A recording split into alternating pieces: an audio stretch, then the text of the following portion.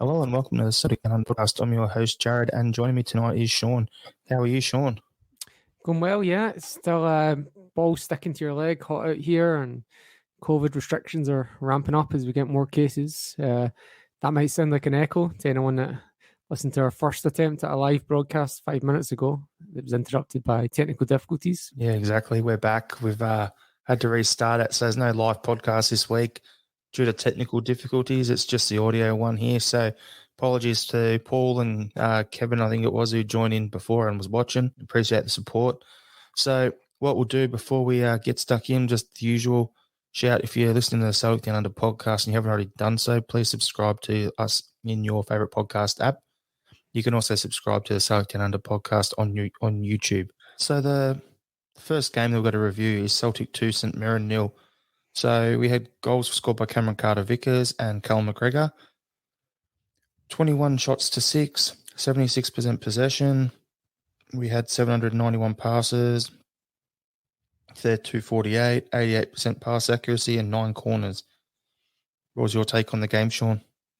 Yeah, it was a bit of a bleary-eyed watch for me. I got up at 3:45 a.m. to watch that one. And it wasn't the most entertaining game to keep me awake. One stat that stood out to me was that Carl Starfelt had about 130 passes, while St Mirren as a team had 143, and that pretty much summed up the one-way traffic that the game was.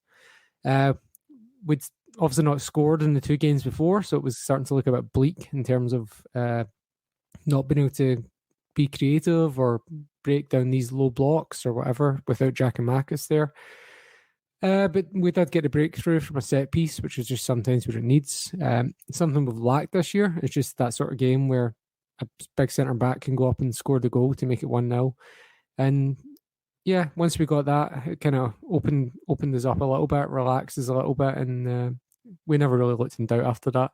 It was just, we felt the pressure. Well, as a spectator, I felt the pressure from the start when the Huns playing at the same time went 1-0 up.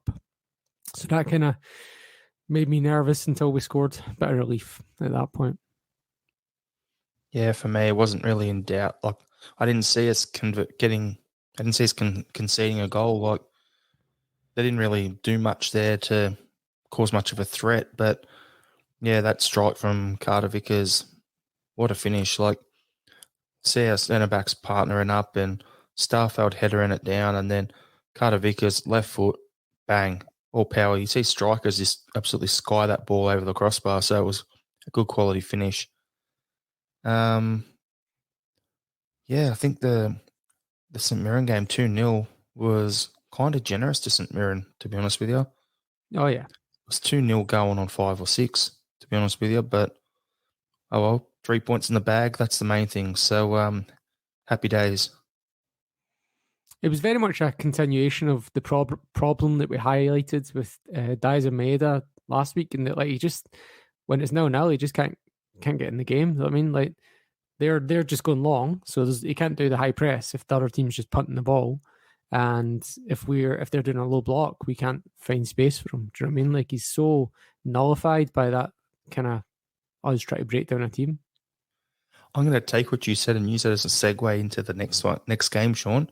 Mm-hmm. Celtic 3, Livingston 1. You said Maeda can't find space when it's 0-0, and he scores the first goal of the game. Well, from a set piece, no, to be fair. Yeah, no, I'm only being a smart ass here, mate.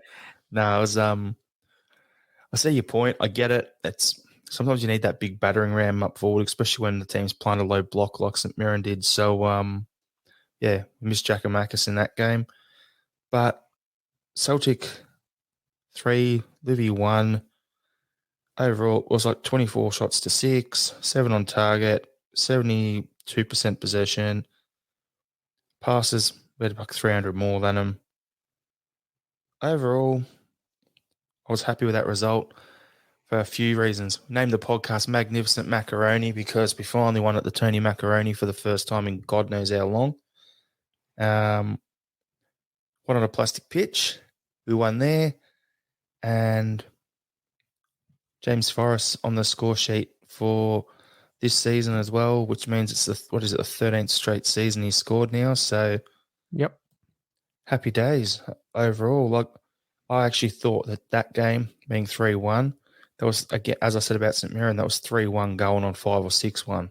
We could have absolutely pumped them. And I'm still saying it. We're going to batter a team soon. I'm going to say it till there's no games left to play. Mm-hmm. What was your take on the game, Sean? Oh, a few points on this, but what you were talking about, the Maeda goal, it was like kind of the reverse of what I said a minute ago. It's if you get an early goal, it kind of opens the game up. Now I know Maeda had already created a chance before that, and so that's one more than he'd created in the whole game against St Mirren, and won the penalty. It would have been. I actually didn't think it was a penalty. But to be totally honest with you, I'm completely lost on the handball rule changing every year. Because under the rule 2 years ago, that wasn't a handball, and I'm not entirely clear what it is now. And then under last year's ruling, it was 100% a handball, and then this year, it's ruling who the hell knows. Yeah, exactly. I can't keep track anymore. So see, if his hand's away from his body in an unnatural position, that's usually what you got to look at. But then his hand was on the ground, wasn't it? So, 2 years ago, the rule specifically said if you're using your hands to hold yourself up on the ground and it hits that hand, it's not a foul. It's not a penalty. But that was 2 years ago. I don't know if that's changed. Yeah, exactly. So that's where the confusion is. Yeah. I mean, I literally don't know. Based on what I thought the handball rule was, I was like, yeah, that's not a penalty. Do you know what I mean?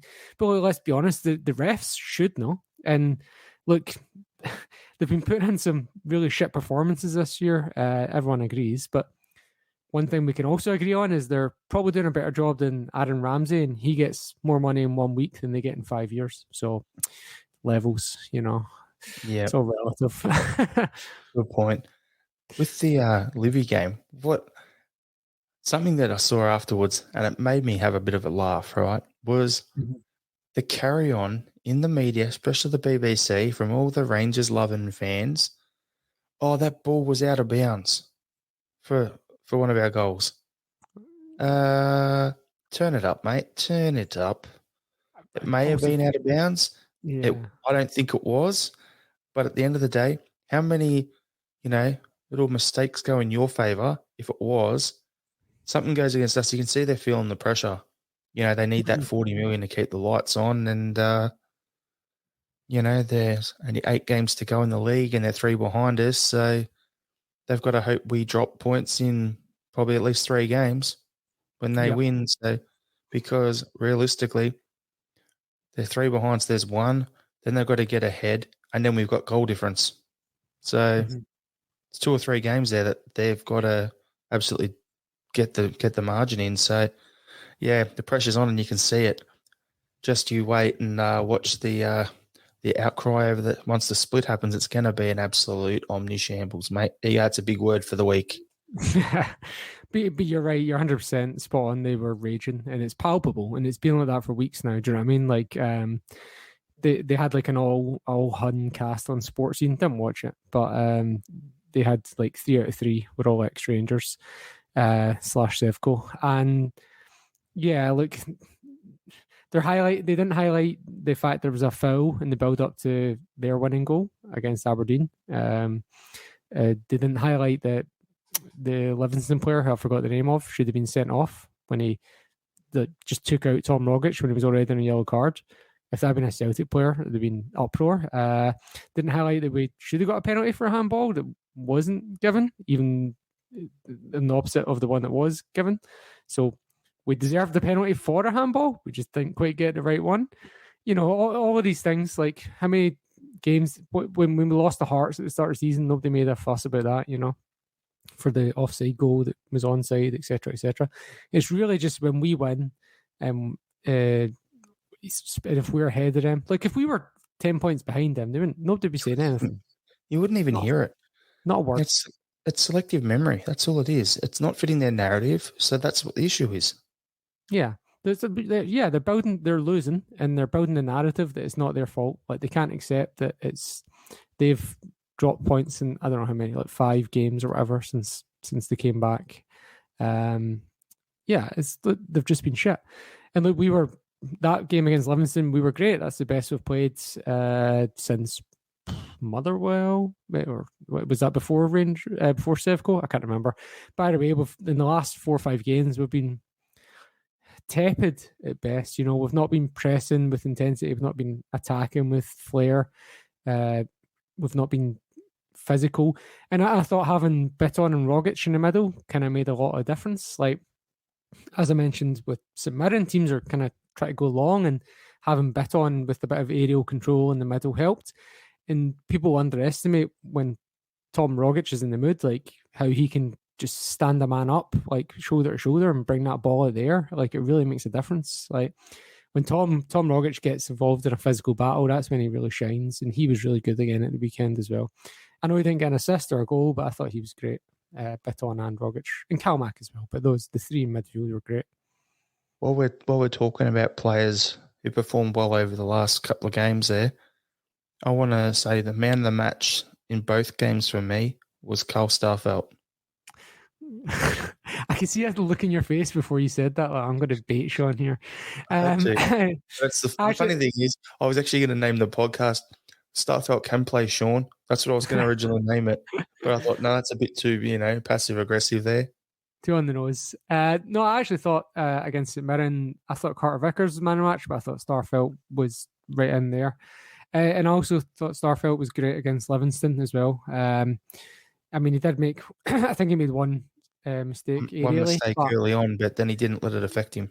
Yeah, and look, he's definitely improved, and I'm still not happy. I still think we can do better, but he's been pretty good. And this is the thing, like, we had these same conversations in October, November, where we said he was so much better. We were said, why did anyone ever doubt him? And then he turns out in the League Cup, and Kevin Nisbet absolutely rinses him. Do you know what I mean? Like, yeah, I'm happy. Like, and I also said a couple of weeks ago, I don't want to drop him. So do you know what I mean? Like, saying is, I'm stirring you here because you know what? We've had these exact same conversations. If you go back 2 seasons, we had the same conversations about Boyata. Mm-hmm. We had the same conversations about Duffy. Mm-hmm. And now we're having the same conversations about Starfelt. It's like we need a whipping boy in the back line. So maybe the only reason I'm saying it and I'm bringing him up is just to stir you up, mate. But yeah, I actually thought he was one of our best in both games. So I want to give him a pat on the back there. Yeah. Maybe we need 2 Carter Vickers. If we can get if we can split Carter Vickers into Carter and Vickers and play them left and right, that'd be fine, right? We'd need to check though, because you don't want to be halving the skill. Fair, yeah. But you got a couple other players you wanted to touch on as well, in James Forrest and Joe Hart. Yeah, James Forrest, man. Yeah, he's been talked about a lot in the build up to the game. Everyone, myself included, was impressed when he came on against St Mirren, and even when it happened, like, I couldn't quite figure out why. Do you know what I mean? Like, it was like there was one where, like, in the St Mirren game where, like, the ball's coming over the top, and he just kind of like uses his body to just shield the ball coming out of the sky, and it's like, would he have done that normally? And then there's one where he just hits the byline, and a couple they finished against Livingston. I don't know. It wasn't like he was doing anything mad complicated, but he just seemed to have a bit of confidence or determination. Maybe even it was just confidence in his own body not breaking down or something like that. I don't know. But when he went down when he rolled his ankle, I was like, oh, here we go again. But no, he ran it off, and yeah, he was really, really effective. Like, better than Abada's been in the last couple of games. And it's funny how we've kind of flipped on that one, because, like, at the start of the season, we're like, oh, Abada's amazing. And then maybe 2 months in, we're like, right, he's lost form. Get him out. Where's Forrest? We need Forrest back in the team. And then it flipped again. We're like, hey, we're fickle fucking, aren't we? I mean, like, it keeps flipping, and they're coming in off form. So, like, both of them. The thing is, though, it's good, though, because I remember when we had, under Rodgers, we had Forrest, we had Paddy Roberts, and it was like when one's on form, the other one's on the bench, and then they just kept swapping and flipping them around like that. I just made up a word. Happy days. But it's like, we've had that before, so I actually don't mind it. Like, we've got options. It's a good thing. But the thing for James Forrest is I think he just simplified his game. That's what it looks like to me. Doesn't look like he's doing anything special. He's just getting a run of games. He's getting some match fitness, getting some belief in his body, and he's doing the basics. And that's all you need. And go back to the St Mirren game for a second. I love the fact that Ange brought on Forrest, he brought on Rogic, he brought on Bitton, he brought on three of our most experienced 5 players and shored things up. So there were some good subs there as well, and it's good to see that, some of the old boys that we've got are still putting some work in. It's good. I'm happy with that. The other thing that was interesting about that Forrest goal, the third goal, was we talked about it, I think, I can't remember, was it last week, 2 weeks ago, whenever we talked about the Bodo Glimt away game, and we were saying how, when they got a chance where they're through in goal because our defence is on the halfway line, and it just so happened that goal, the Livingston defence was really high, and you see what happens. We were talking about Maeda being on the end of them, but it turned out it was Forrest for this one. So, that's what we can do. If somebody's not doing a low block against us, we have that quality. We have that one where Jota can ping the pass the length of the field onto Kyogo and score the goal of the group stage sort of thing. But we need to, sometimes we just need Giakoumakis in there because there's 20 bodies in the box and we need someone hefting themselves about, Yeah, I have to agree with you on that. We've got a few guys that can ping a long ball, so it's good. Bitton's got a good long ball in him. Kalmak's got one. You got the guys in the back line that can hit him. So there's plenty of options there. Hatade can hit him. Mm-hmm. So I got a question for you. What are you thinking of Gucci the more we see him? Yeah, well, again, I still don't think I've seen enough. It's just so fleeting. I really struggle to judge in such passing moments. I love his determination and effort. I'm not going to give him any. I'm only giving positive ups for that one, but I just like to see a chance to see his quality more so than just his work rate and effort. Yeah, same here. I'm hearing people on people on Twitter sending things and people on other pods saying, "Oh, Gucci's been good so far," and I'm like, "Yeah, I'd agree with what we've seen, but it's a very small sample size." But I'm not going to be critical of him. But he's doing better than Sorrow whenever Sorrow went on, so it's an upgrade. Mm-hmm. Well, I mean, we maybe, I'm not sure. If you think back to when Sorrow a year and a half ago first broke in to the team, and everyone was like, "Oh, quick, sign him up before Tottenham take him away," and stuff like that. Do you know what I mean? So I should have taken a check if there was one. Yeah, yeah. So, I mean, he must be better than Sorrow. Must be better than McCarthy. Bring back a buoy. I mean, if Postecoglou thinks that Gucci's better than James McCarthy and Ismaila Soro, then that's good enough for me. Yeah, exactly. He can't be bad, can he? Or if he's better than those two, Yeah, maybe 100%.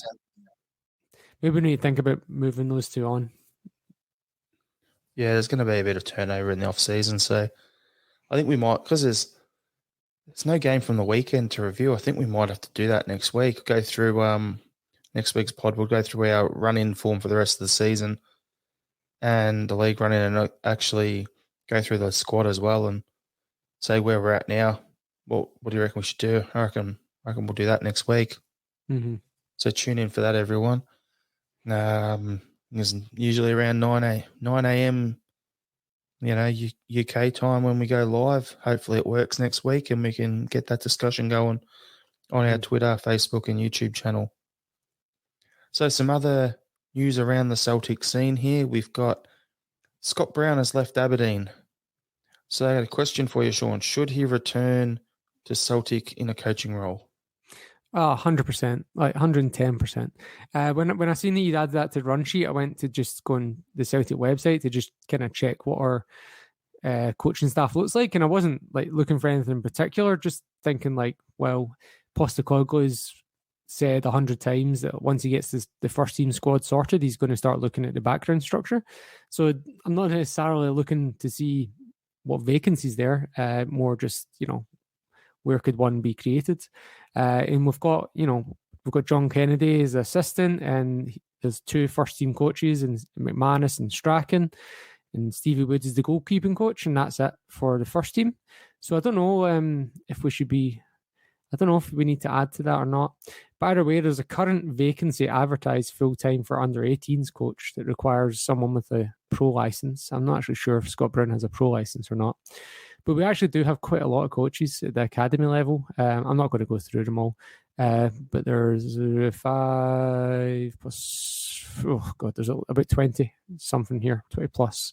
And it's all like the juniors and intermediate B team, all of that. Yeah, so I think under 18, that's kind of where John Kennedy started, wasn't it? Yeah, I think so. So, I mean, would it be insulting to Scott Brown to go from an assistant manager at Aberdeen to under 18s at Celtic?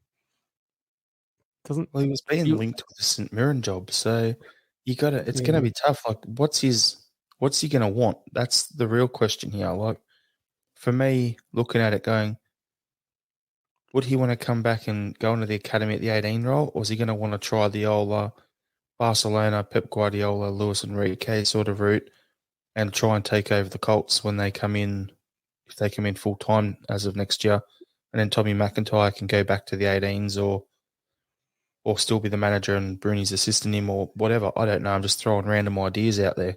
Mm-hmm. Who knows? I suppose it's a watch this space sort of thing here. But, yeah, for me, I'd love to have Bruni back at Celtic. He's such a club icon. And, yeah, if he's interested in coming back, then happy days. I mean, I'm guessing under 18s coach is going to be linked to the B team in some way, because I'm just looking at the B team structure there, and it's got manager, goalkeeping coach, and general coach, which is Darren O'Day. So maybe there is room for another coach in the B team. Or if it's 18s, then maybe it's going to be linked. I'm not really sure. Because I'm sure, I mean, a lot of the players in the B team are under 18, so there must be some sort of overlap there. Yeah, I mean, I'd love to have him just even, like, who knows how good a coach he is, but we do know he was a really good professional, certainly after the age of 30. And if that's something he can impart onto young players, like he did with Kieran Tierney, then that's worth millions, you know. And exactly. I get it if he wants to go and try his hand at, doing what Paul Hartley did, going doing what I can't think of any other Celtic players that are doing it right now. Like Barry Ferguson, for example, what they do, which is just go to a lower division team as a manager and work your way up. Okay, maybe. How many coaches really make it at Celtic doing that? And the elephant in the room that I've also heard linked during the week is he could be potentially joining up with a former manager of ours, and it's not who you think. It's not Neil Lennon? That Neil Lennon being announced as the manager of AC Nicosia in Cyprus, that's our next thing we're going to quickly talk about. Okay. But that's the link a lot of people are talking about. The article I read has him linked with Brendan Rodgers down at Leicester. Ah. Doing what? It's not. I seen Lee Congerton's moved on from Leicester to is it Atalanta? That was an interesting one. Stock standard, Congerton. Yeah. I went down a rabbit hole, and next thing I know, I've come across that story. So I have no idea where the source is from. I've no idea where it come from. But yeah, it was one of those ones, the clickbait ones. You click on the story, then there's another link inside, and there's another link inside that. That's where it was. Yeah, probably just pure clickbait, right? Yeah, wouldn't surprise me. Yeah. But yeah, no, man, it'd be great to have him back. I'd love to have Damien Duff back as well, but I don't see that happening. Sometimes it's not just about like whether you can come up with good coaching drills. It can be about other things as well, like giving the kids crap because they're 5 minutes late or because they haven't got the right gear or whatever. Do you know what I mean? Like just raising professional standards and not just caring about whether you can pass a ball square or not, Yeah. Giving them shit for wearing a jacket, because it's like, because -4 outside. So what? Short sleeve shirts, off you go. Yeah, I mean, you have to, like, I don't think anyone, any Celtic fan would deny how much influence Scott Brown had on Kieran Tierney, and look where he's gone. Do you know what I mean? Then like, Kieran Tierney Yeah, I mean, luckily Kieran Tierney didn't meet Scott Brown when Scott Brown was 25. Otherwise, it might have been a different outcome. But the fact that he met him when he was 29, 30 and just copied what he was doing at that point is like just propelled him to, as you say, he's a star, a global star, you know. And if we can get that for just even one player, Ben Doak, or for Dane Murray or whoever else, Adam Brooks, whatever, like just go listen to that Rocco man. Vata. There you go. Yeah, exactly. Rocco Vata. Like, yeah. That's the sort of guy that you'd love to go, okay, be a mentor to someone. Because at the end of the day, for me, I'll look at it and go, if he comes in and he's around those young kids coming through, they're going to learn the standards, they're going to learn the professionalism of the game to have a long career. And even if they don't make the grade at Celtic, it's going to set them up long term. And any move they make in the future, we're going to get a percentage out as the club that developed them. So from a business perspective from the club, it's great. From a football perspective, even better. So if it can happen, off we go. You also can't underestimate the gravitas of just like having a former pro in there. Like, I won a competition when I was young to go do like a day of coaching and training with the Celtic coaches, and yeah, like I knew them all as Celtic coaches, but there was one that was he's still at Celtic and actually Mark McNally, and I was like straight up to him, kind of like, "Oh, Mark, what was it like playing in the 1995 Cup final?" And the stuff like that. And I didn't really have anything else to say to any of the other coaches, so like being able to just even share those stories for kids to aspire to is also going to be good as well, Yeah, it automatically puts those sort of people on a pedestal, like what you're saying. I remember when I was a young kid playing basketball, and we had this guy come and play for my local club over here where I live, where I grew up, and he was an Australian national player, and I was just like 7, 8 years old, and looking at him going, wow. And it's like you follow him to this day, like he's coaching college basketball in the States now, and to me, I still keep an eye on it. So yeah, I get what you mean. It's like if he was to come in, yeah, Bruni, if I met him, I'd be giving him a cuddle. Seriously, I'd be like, love you for everything you've done for the club, blah, blah. And I'd want to give him a hug and shake his hand and all that sort of stuff. But at the same time, it's like, can you imagine being a 12, 14, 16-year-old coming through the academy knowing, oh, if I play well and do the right thing, I'm a chance of playing for Bruni in the under 18s or in the Colts. Yeah. 100%. Yeah. That'd be a thing to keep some of those guys who pissed off the Bayern. You'd be like, do you want to go to Bayern and go through their process, or do you want to go to the Scott Brown Academy at Celtic and learn how to be a professional? You're exactly, yeah. I've totally followed your train of thought right up to that point there. Like we can't compete with the facilities of Bayern Munich and Liverpool, but like if we've got Celtic supporting teenagers coming through, that training with Scott Brown, that's like, do you mean that's their idol? Surely, I don't know. Unless I'm misreading the room. It worked over at Rangers in that regard, even though he wasn't one of their players. It worked over there with Patterson coming through playing for Jarrod.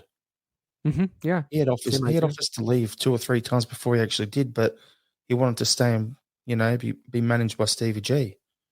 So you can't overlook that.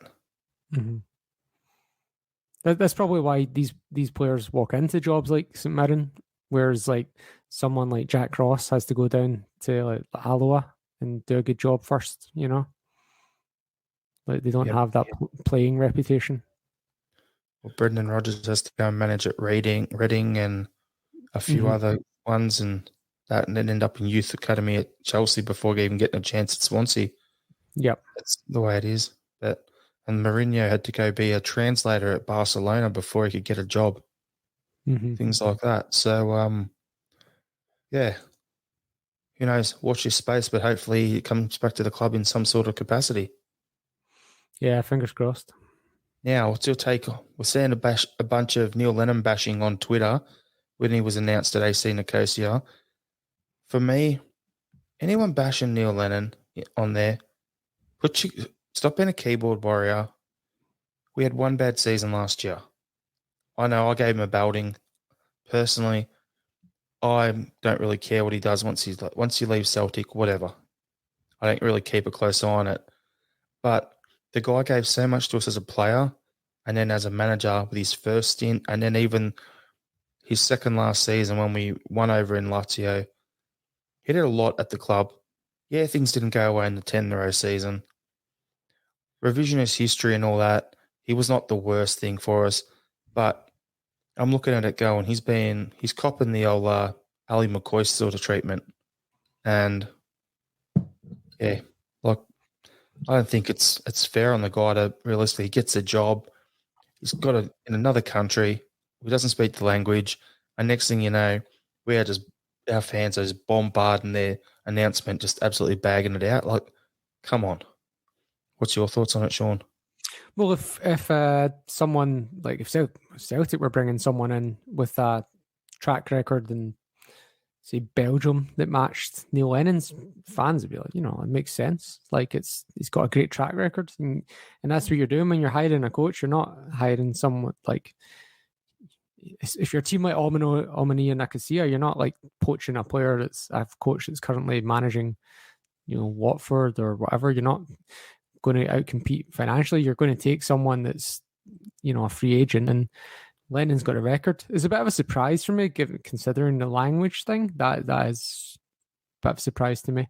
But it's probably good for him because I think he was overlooked for the Sunderland job recently. I don't know if he wanted it or not, but he certainly didn't get it.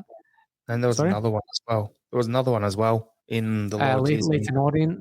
Yeah, Leighton Orient. I don't know if he was actually interested in that one or not, but because that one would have been quite a drop. But look, when you're, if you can go and build his reputation, that's all it takes is one good job on doing one good job with. And if you're taking over a team that's champions or certainly compete to be champions every year, you could do worse, than rebuild your reputation that way. And he'll be away from the kind of bigotry and media scrutiny that he gets here. It's good for him.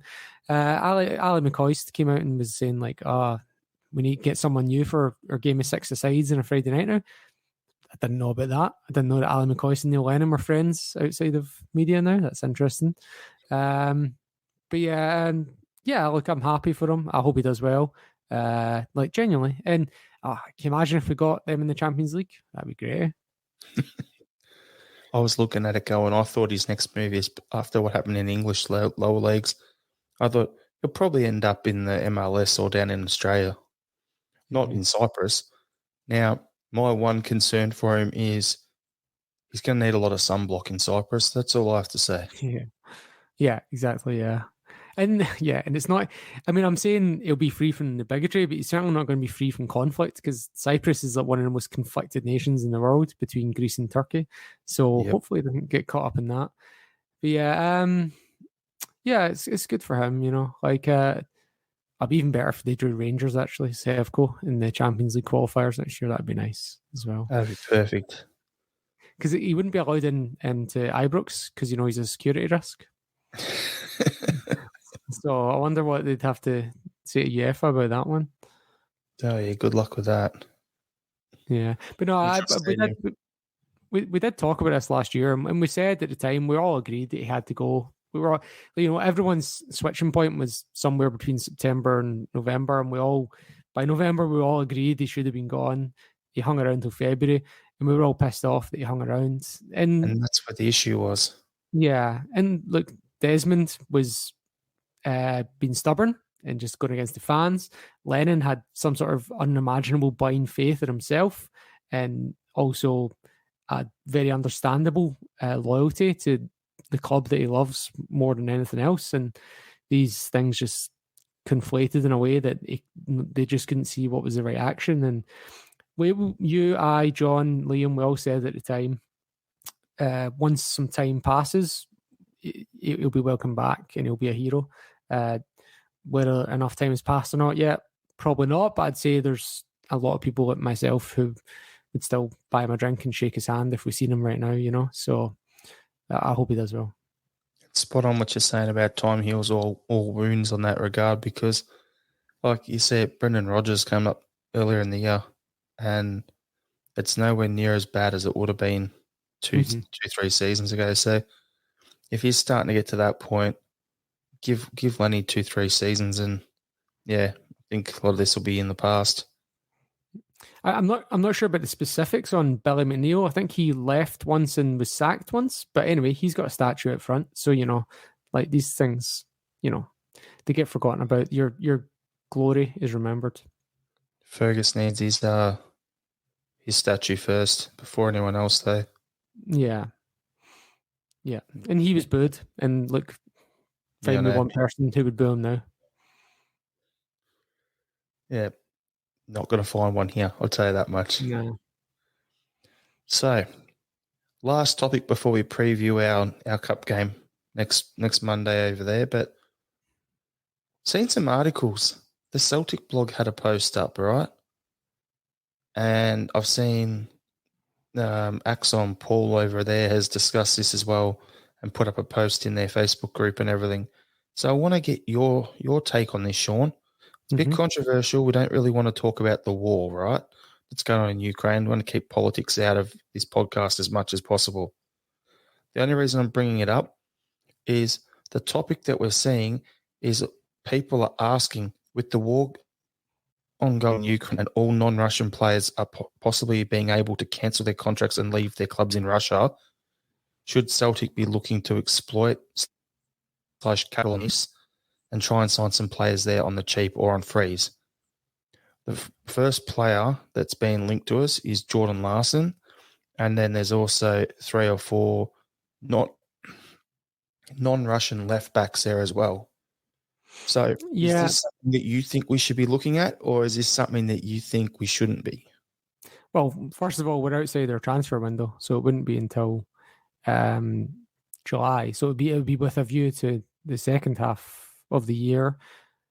And, like things would be quite different. May or may not be quite different by that point. You would assume that they will be. I think it's not something in there, Sean. UEFA have said that that players will be able to be registered outside of the window if need be. Did they say that? Oh, that's what I've read that on one of the articles. I think it was in Axon or something. Someone linked to it.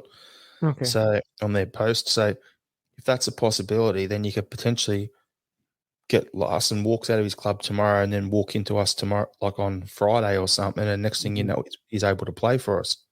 So if that's the case, it's worth looking at. Even if it's not the case, then you could still look at it and go, all right, well, if we're going to sell a Yeti in the off-season, let's bring him in anyway now. Mm-hmm. Yeah, so I'd read a different article that was used a bit different language, where it was more like they were talking about suspending contracts rather than ripping them up and stuff. Anyway, to engage in your hypothetical exercise, say these players are available now, do we bring them in? I'm not sure. It feels like how many games have we got left? We've got 8 league games, potentially 2 cup games. I think no. Nah. I would only be doing it if it was to try and bed someone into the squads with a view to June, July. And I don't know, it feels like it could get messy legally. Like Russia are appealing against their suspension from football, and I feel like it could go down that kind of mire. Yeah, I'm going to say no. I don't think we need the distraction, to be honest. And the only way I would think about doing it is ahead of next season's squad building. So yeah, I'm leaning towards no. I don't think anyone that comes in now is going to play a significant role between now and the end of the season. Yeah, for me, I'm the same view. I think I don't want to be seen to be taking advantage of bad situation, but if you're able to get the players in, say if Jordan Larson became a free agent, let's just go with him. He's been linked with Dortmund in the past. He's been linked with clubs in Italy, Holland, Spain. He'll probably be linked with teams in England. And then there's tugging at his heartstrings, Celtic. We can come in and put an offer. What we offer is going to be nothing compared to what those other guys could offer him. Yeah. So it's going to come down to, for him in particular, it's going to come down to, do I want to go and play at Celtic at the club where my dad was an absolute superstar? And if he does, and he wants to do that, and he wants to sign the contract, fine, but for next season. If he wants to come in and start training with the squad and all that the rest of this season, so he's hitting the ground running for next season, fine. But I don't feel comfortable bringing someone in at this point right now. Mm-hmm. However, on the flip side, you've got people saying, well, what if it was your player already and he's coming back from injury? Different story, because that player would understand how we play, what the requirements are, physically being fit enough to play the standard and the pressing game that Ange wants. Larson doesn't have that. So I think that whole point is irrelevant. If there's any left backs there that could be signed, you've got time to look at them, bring them in for next season as well. Like, I don't want to take advantage of it. I hope this war ends straight away tomorrow. Ideally, it would be perfect and everyone can get back to how life was as best possible. However, if this is an option, if we don't look at it, across town, Rangers will be looking at it. Mm-hmm. Everyone else will be looking at it. It'll be a feeding frenzy. And it's just going to take one club to be the first one to make that move and sign someone. And then everyone's going to be like, all bets are off. That's true. Yeah. So, I don't know. To me, it doesn't feel right. But at the same time, I can understand what you're saying, Sean, about if it goes to arbitration for sport and say Larson makes his move. They paid, what, £15 million for him. Mm-hmm. And then suddenly it's told, no, he should be back there. But he's on contract with us now. Does that mean we're going to be forced to reimburse the $15 million they spent on him? Possibly, yeah. And are we going to have that money to do that? Who knows? So that's a whole other can of worms there as well. But I just wanted to ask you about that one because I was hoping Liam was on so we could discuss this as well, but we'd probably still be talking about this in 20 minutes because, politics and Ukraine, which is one of Liam's favorite ones to talk about. So, it's an interesting one. I'd love to get everyone listening. Just send us a message on Twitter at Celtic Down. Let us know your thoughts on this. Get on the wherever you see this in the comments, just whether it's on Facebook, on Twitter, in our YouTube comments, whatever. Just jump on. Let us know your opinion on this because I just wouldn't mind finding out what the Celtic fan base thinks about this.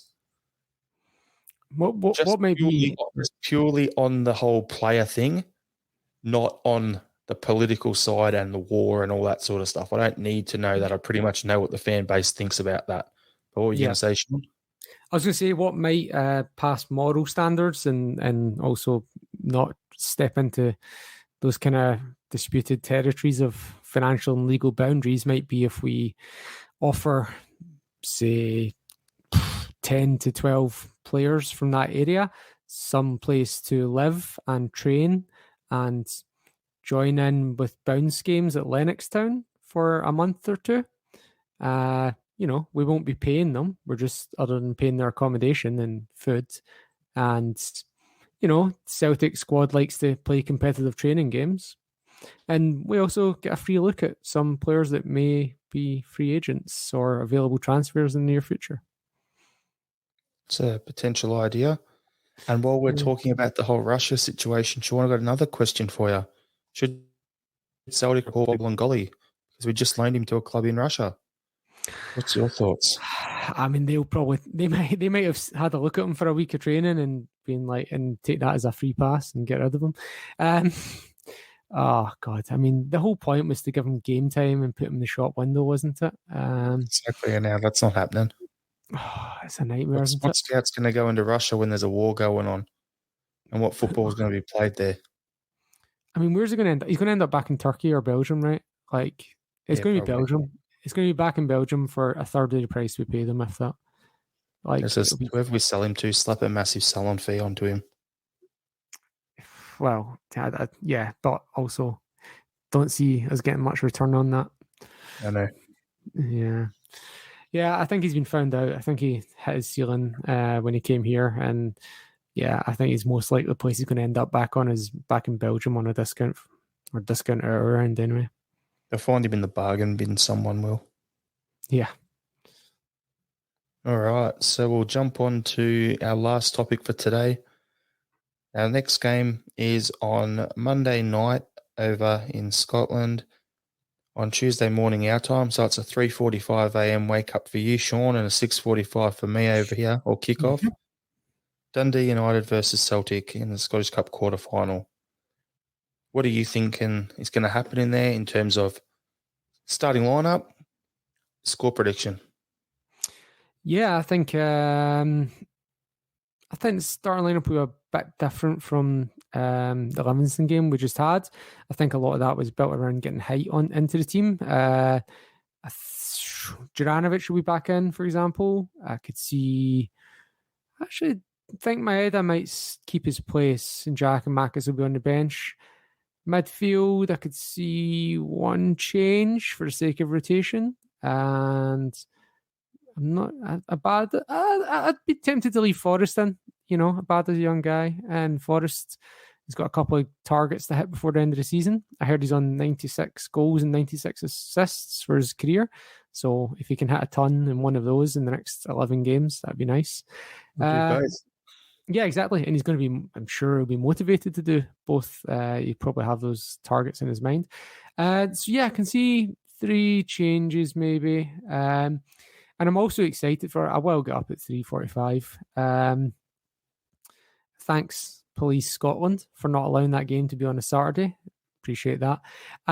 So I will get up at 3:45 on Tuesday morning before work. And I'm actually expecting it to be a more open game than it would be if it was a league game, because there's no points for a draw here. So I actually think Dundee United, even if they try and keep it tight for a while, they're going to have to open up at some point. We don't do replays at quarterfinal, do we? I can't remember, because they changed that when COVID hit. They scrapped all replays, and I can't remember if they brought them back. I think it's still scrapped, isn't it? I'd need to check the previous rounds. But so yeah, it's either, unless they're planning to play for penalties, I don't think they're going to do that. I don't think they'll expect to go 120 minutes without conceding a goal. Yeah, and I'm concerned as well.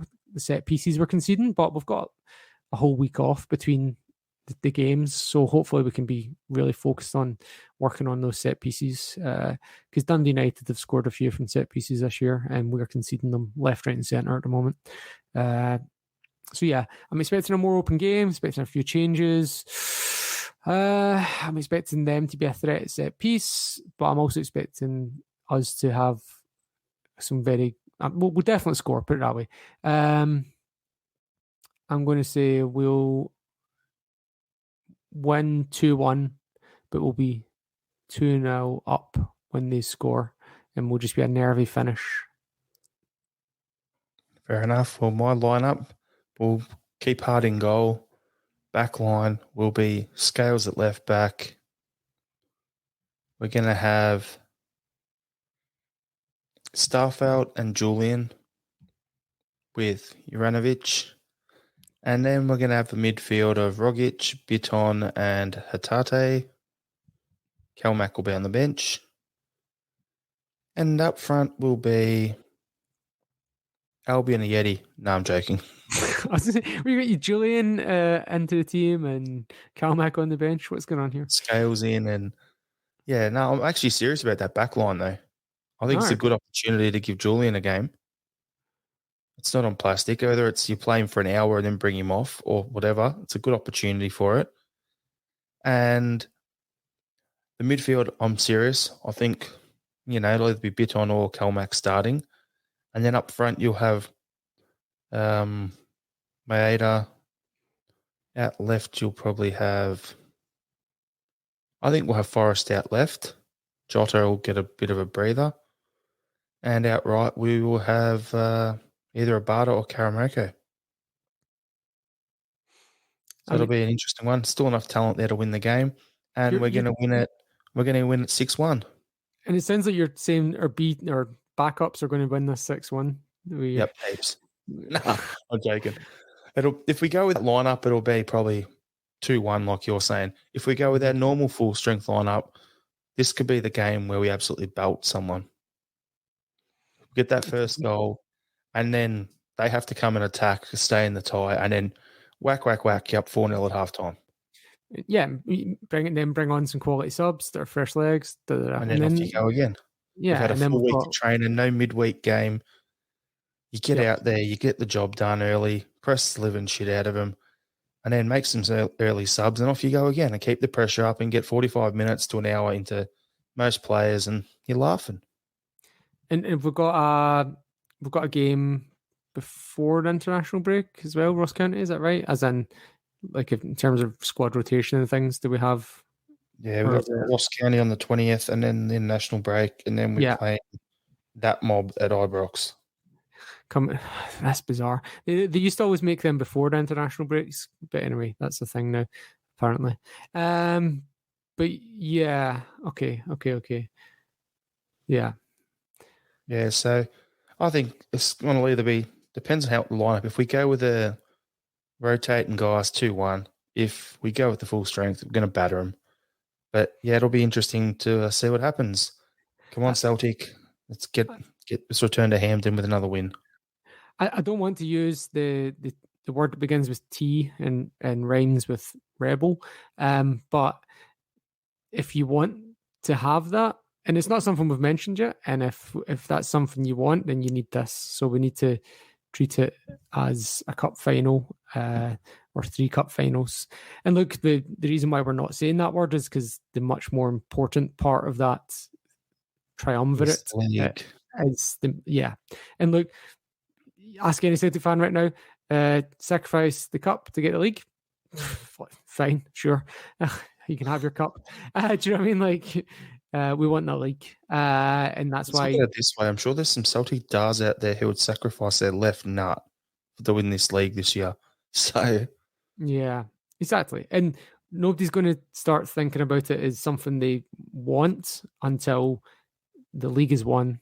And that's when we start thinking about it. And, you know, like, I know we chucked away Europe. This is a bit different because the standard's not as high.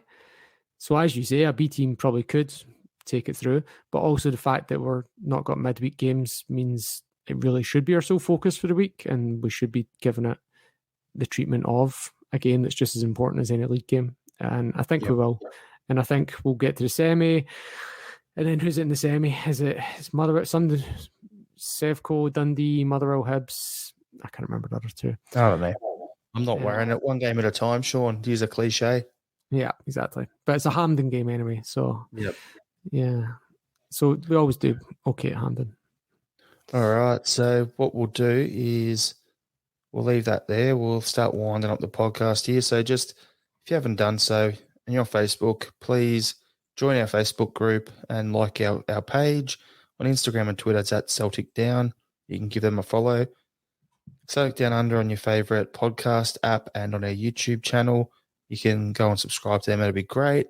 And then we've got our website, celticdownunder.com, which has got some articles coming up now. Other than that, Sean, I'll throw to you for your final thought. Yeah, it's my mom's birthday's coming up soon, so I got her a fridge for her birthday. Can't wait to see her face light up when she opens it.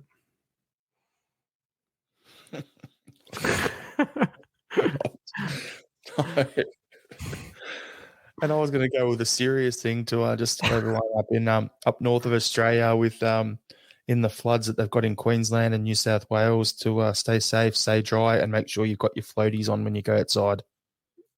Yeah, John wasn't on the pod tonight because he was going to, but his unit's lost power, so he's in the dark at the moment. So enjoy being a mushroom, Johnny boy. Yeah, take it easy, guys. All right. How? Hail.